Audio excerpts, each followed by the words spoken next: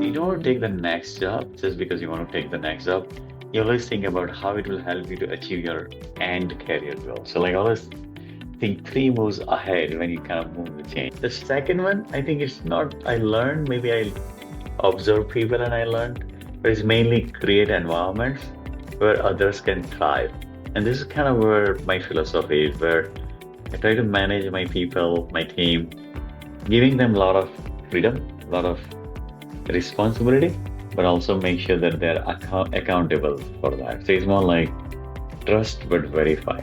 Third thing is, this is my own lesson. I don't know whether I learned, but this is something I learned earlier, which is in your earlier career, you strive for growth. So you basically try to take more risky bets and try to where you're growing faster because you learn a lot about that. So that's kind of what I luckily had to go through. That there is a company called Vantro, which is a startup where I grew my career really, really fast. And then Walmart, which is also kind of a startup where I grew my career really, really fast. But this was my early career. So my learning and basically myself was early career, strive for the growth companies. Actually, it's very, very useful.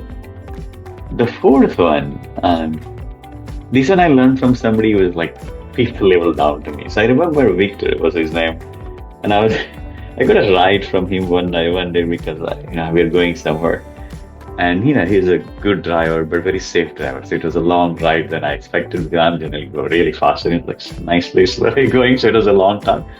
But the interesting part, what I learned from him is I was talking to him, and I don't remember the topic.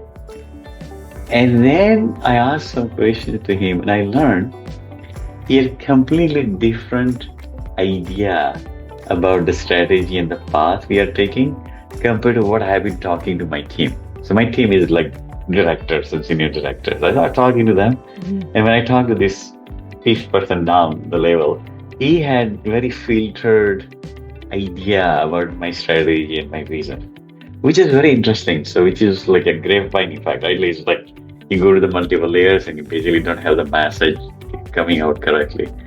So I started Coffee Clutch, which is like I had a meeting every other week with the people who are individual contributors. So none of my directors, senior director, managers, none of them are attending.